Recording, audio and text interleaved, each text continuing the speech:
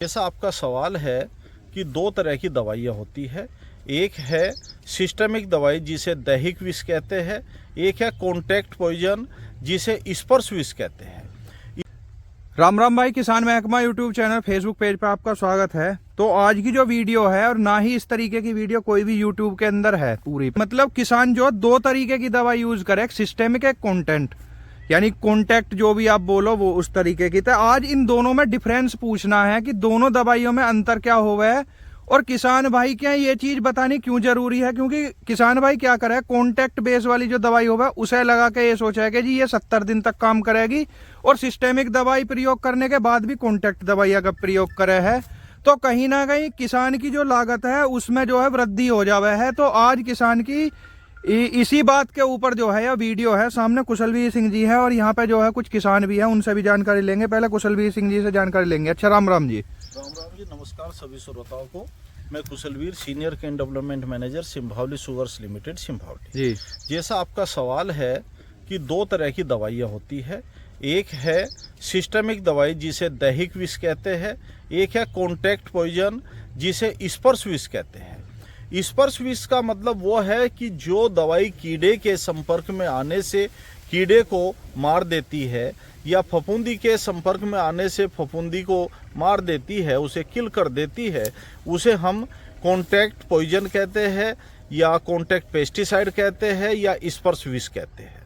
दूसरा है सिस्टमिक दवाई या सिस्टमिक पॉइजन या दैहिक विष, इनको हिंदी में कहते हैं। दैहिक विष वो है जो हमने दवाई पौधे की जड़ के माध्यम से पौधे के पूरे सिस्टम तक पहुंचाई है, यानी उस दवाई का जो असर है, उस दवाई का जो जहर है, या उस दवाई का जो केमिकल है, वो पौधे के पूरे पौधे में मिलना स्वाभाविक है, जड़ से लेकर पत्ती तक। उसे हम सिस्टमिक दवाई कहते हैं। सिस्टमिक दवाई उन कीड़े और उन बीमारियों को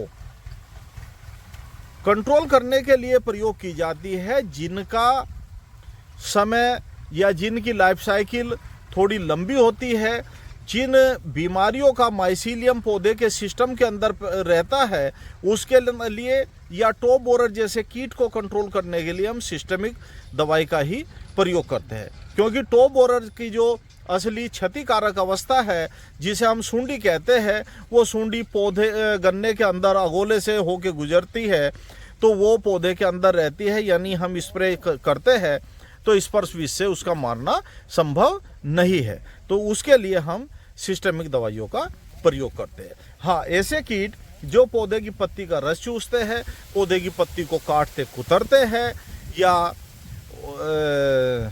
और कोई होपर है, या कोई सकिंग पेस्ट है, ब्लैक बग है, मिली बग है, उनको कंट्रोल करने के लिए हम स्पर्श विष का ही प्रयोग कर लेते हैं। ठीक, अच्छा जी, कुछ सवाल हैं जी उसमें। जैसे किसानों ने पूछी है कि ये सीरा सागी है जी, ये सिस्टेमिक है या कॉन्टैक्ट है जी? सीरा सागी में एक इमिडाक्लोरप्रिड है, दूसरा फिप्रोनिल है। फिप्रोनिल जो है वो कॉन्टैक्ट है और इमिडाक्लोरप्रिड सिस्टेमिक है। तो इसमें एक कॉन्टैक्ट है और एक सिस्टेमिक है। तो ये एक इंसेक्टिसाइड है, और एक इसमें दैहिक विष है और एक स्पर्श विष है। दूसरी बात, कभी कभी कुछ किसानों के मन में ये भ्रम रहता है कि सिस्टमिक दवाई लंबे टाइम असर करती है, लेकिन नहीं, ऐसा नहीं है। सिस्टमिक दवाइयों का भी एक अपना पीरियड होता है। कुछ दवाई सिस्टमिक 20 से 25 दिन काम करती है, और कुछ दवाई जैसे CTPRL को कहा जाए तो वो CTPRL क्लोरेंट्रिप्रोनिलिप्रोल जो कोराजन होती है, उसका कंपनी तो 90 दिन कहती है, लेकिन मैं मानता हूँ 90 नहीं तो 10-20 दिन उसमें से कम भी करे तो 70 से 75-80 दिन तक तो वो असर कर ही सकती है। ठीक है जी। अच्छा किसान भाई, जैसे जो है सिस्टेमिक और कॉन्टैक्ट दोनों तरीके की दवाई यूज कर रहे हैं, तो उनसे कुछ मतलब उनकी जैसे लागत बढ़े है, तो लगानी चाहिए वे दवाई या नहीं लगानी चाहिए? यदि सिस्टमिक दवाई की जरूरत है तो सिस्टमिक लगाए, कॉन्टैक्ट की जरूरत है तो कॉन्टैक्ट लगाए। सपोज करो हमारी फसल में ब्लैक बग लगा हुआ है और हम उसमें सिस्टमिक दवाई लगाए, तो हमारी लागत व्यर्थ जाएगी। सिस्टमिक दवाई से वो कंट्रोल नहीं होगा, और वो कॉन्टैक्ट दवाई से ही कंट्रोल हो पाएगा। जैसे हमारी फसल में पोका बोइंग लगा हुआ है, पोका बोइंग के लिए कॉन्टैक्ट फंजीसाइड है, कॉपर ऑक्सीक्लोराइड, उससे भी वो कंट्रोल हो जाएगा। और यदि हमारी फसल, हम अपनी फसल को रेड रोड से या विल्ट वगैरह से बचाना चाहते हैं तो उसके लिए एजोक्सिस्ट्रोबिन प्लस डाइफेनाकोनाजोल या कोई भी अलग से दवाई लगाए जो सिस्टेमिक दवाई है उसे ही हमें प्रयोग करना चाहिए। ठीक है जी। कुछ सवाल हैं जी पिछली वीडियो के, जैसे ये हैं भैया आइसर 380 के नाम से इनका जी वो है, बुवाई के समय इम्फी दवाई का रिजल्ट क्या है जी? ये इम्फी क्या है पता नहीं। इम्फी मेरे उसमें नहीं, ये पूरी दवाई का नाम बताइए जरा, तब मैं बता पाऊंगा। ठीक है जी। हाँ। मुकुल शर्मा है जी, सूखे खेत की बुवाई में गन्ने में ट्राइकोडर्मा का प्रयोग कैसे करें? बहुत सही सवाल किया इन्होंने। सूखे खेत की जब बुआई करते हैं तो बुआई करते टाइम आपने बुआई कर दी और उसमें पाटा नहीं लगाते, कुंडों में जैसे पानी चलाते हैं, तो जब कुंड ढकने वाले हो उस टाइम पे आप ट्राइकोडर्मा गोबर की सड़ी खाद में मिला के डालकर कुंडों को ओट आने पे मिट्टी से ढक देना चाहिए, या रोटावेटर जहाँ पे लगा चलाने की वो है प्रथा तो रोटावेटर चला के मिट्टी में मिल जाएगा, कुंड में अच्छी तरह से चला जाएगा। अंकित सैनी है जी, ये कह रहे हैं टाल स्टार सिस्टेमिक दवाई है क्या? नहीं, ये सिस्टेमिक नहीं है, ये कॉन्टैक्ट है। और मैंने बताया है इसको दीमक से कंट्रोल करने के लिए, वाइट ग्रब से कंट्रोल करने के लिए।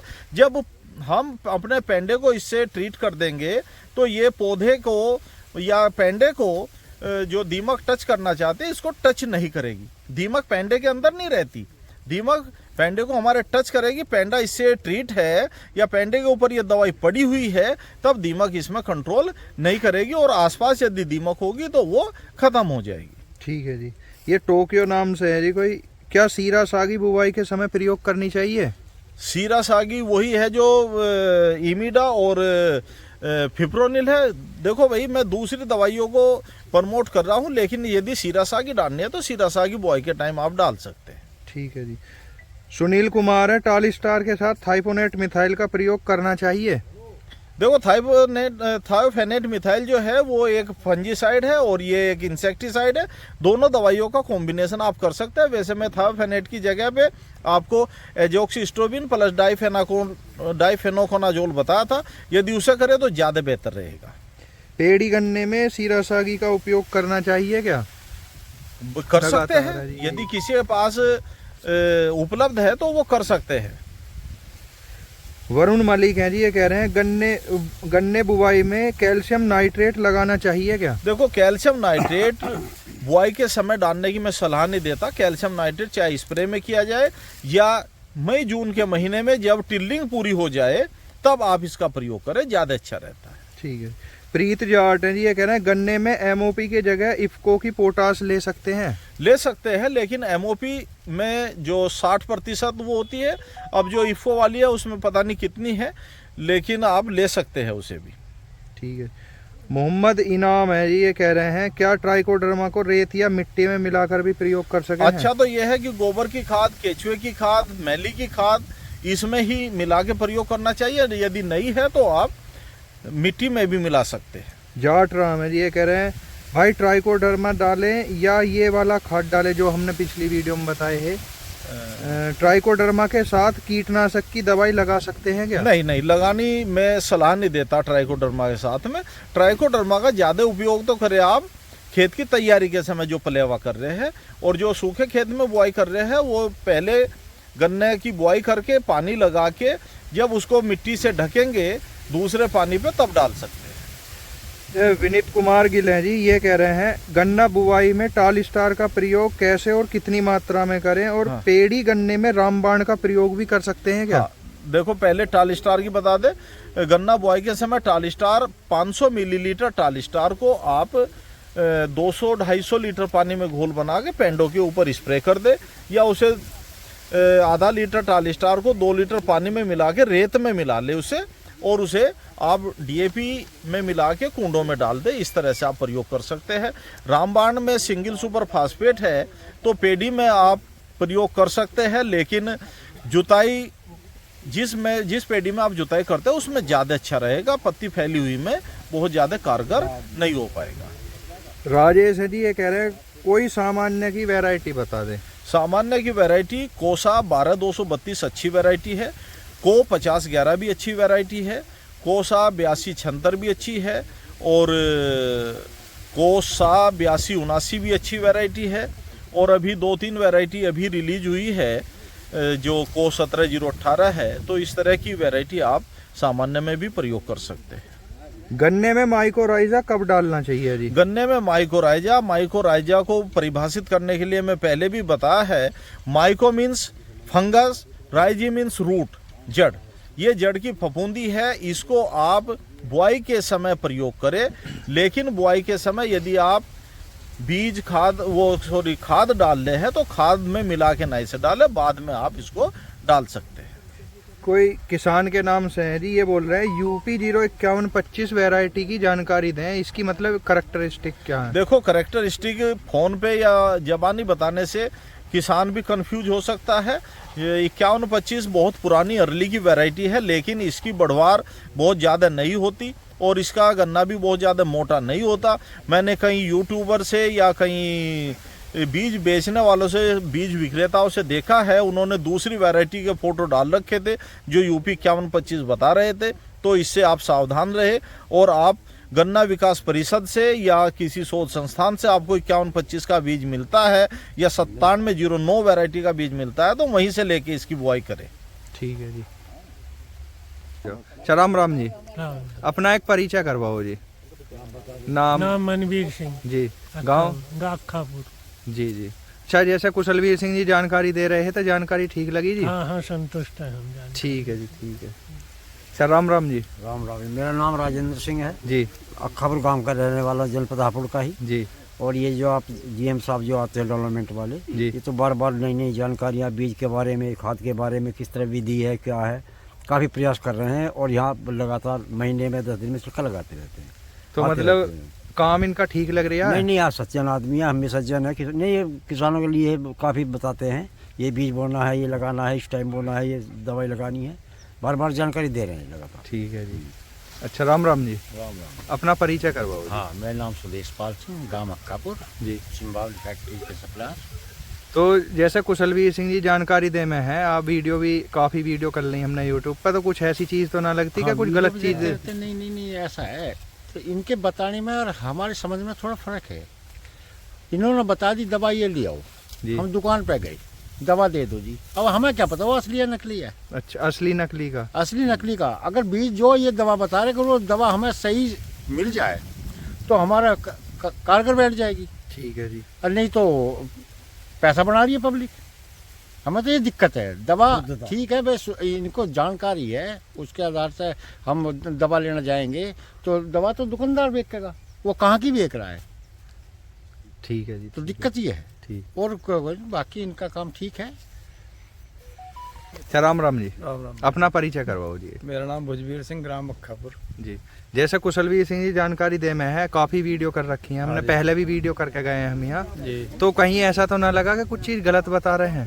ना, काफ़ी एक्सपर्ट आदमी है भाई, ऐसा थोड़ी है, सारी जानकारी है, जो जानकारी दे रहे हैं वो सब सही है। और जैसे कमेंट वगैरह करे हैं किसान, उनकी जानकारी दे में है? किसान तो देखो सब तरह के हैं, बेचारे ऐसे भी हैं जिन्हें जानकारी नहीं है, खामों का कमेंट करो, उससे फायदा क्या है। ठीक है जी, बिल्कुल। अभी जानकारी तो होनी चाहिए ना उस बारे में। हमें जिस बात की हम दूसरे पे उंगली उठा रहे हैं, कमेंट कर रहे हैं, जी जी बिल्कुल। हमें जानकारी है नहीं, अनभिज्ञ है उस मामले में, हम कमेंट करें खामों का क्या फायदा है। सही है, अच्छी जानकारी दे रहे हैं किसानों के प्रति।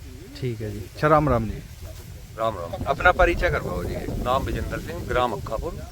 तो वीडियो वगैरह जो जैसे बना रहे हैं तो कुछ ऐसा तो ना लगा कि कुछ गलत चीज़ कर दी, कुछ गलत बता दिया हो? ना, गलत नहीं, अच्छी नॉलेज है ना, अच्छी वीडियो हम देखते रहते हैं, काफ़ी अच्छा दवाई बताते हैं। ठीक। और नॉलेज भी काफ़ी है ना, मतलब किसान आदि दवाई का नाम नहीं जान पाता जी।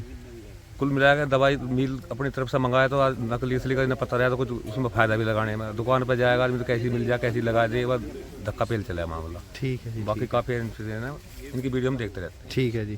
तो भैया आज की जो ये वीडियो है ये गांव अक्खापुर के अंदर ही, और इसमें जो है स्पेशल जो है आज की जो वीडियो है इसके ऊपर बनाई गई है कि सिस्टेमिक और कॉन्टैक्ट बेस्ड जो दवाइयों में है उनका प्रयोग कैसे किसान कर सकें, क्योंकि किसान जो है सिस्टेमिक और कॉन्टैक्ट दोनों तरीके की दवाइयाँ का प्रयोग कर दे हुए है और उसे फायदा जो है कोई सी एक दवाई का ही मिला है। ठीक है जी। तो भैया आज की जो वीडियो है उसे अगर अच्छी लगी हो तो उसे जो है लाइक करें और चैनल ने सब्सक्राइब जरूर करें, और भैया जिसकी कोई भी दिक्कत है वो अपना कमेंट जरूर कर दें और वीडियो ने शेयर जरूर कर दें। राम जी।